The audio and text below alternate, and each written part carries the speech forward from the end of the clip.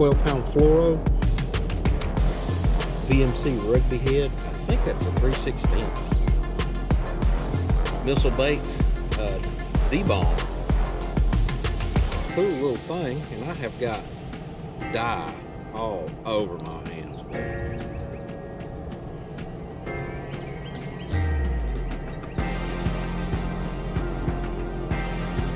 All I did was get the tail swept.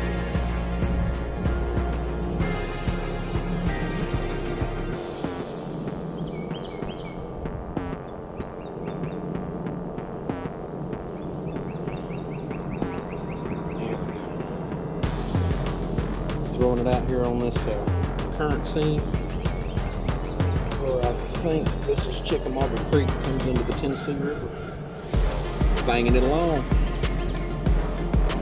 and all in the dipping bag.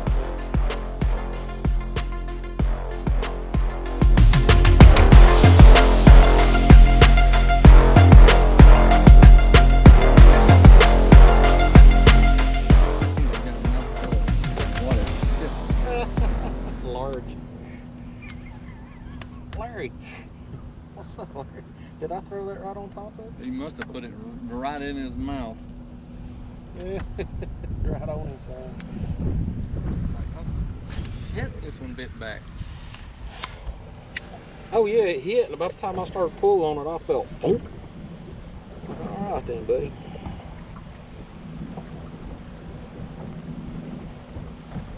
Okay, wobbleheads are kind of hard to get a hold of. It's an implement.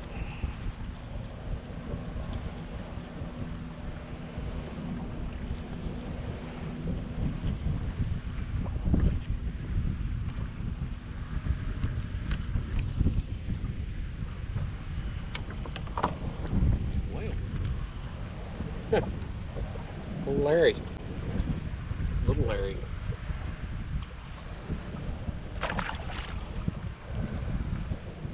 A wobblehead, of all things.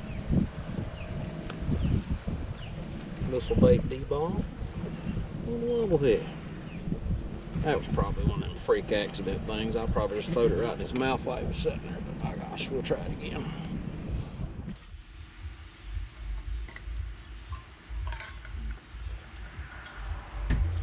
What's up, folks? A little tidbit of video you just watched was from up on the Tennessee River. Up there having a good time. Catching largemouth, spots, smallies, meanmouths, all sorts of critters up there.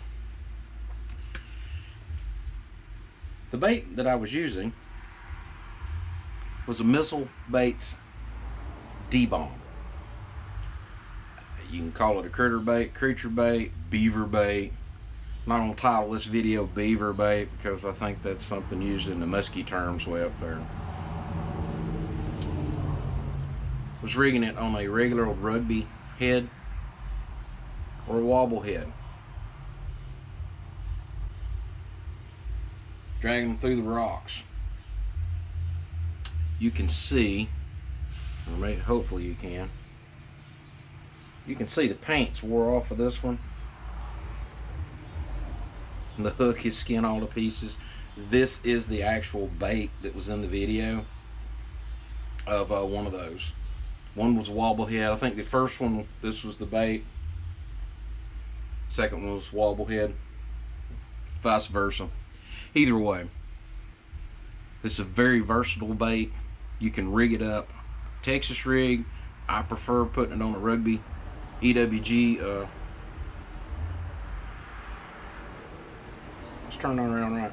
EWG type weight. I think this is quarter. These big swingers are half ounce.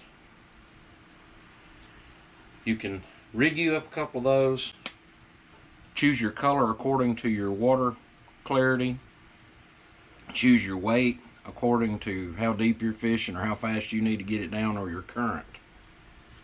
That means a lot. Sometimes you gotta fish heavy weight, but small bait, just get it down there. Fish these on rocky flats, shell beds, gravel, any kind of hard structure like that.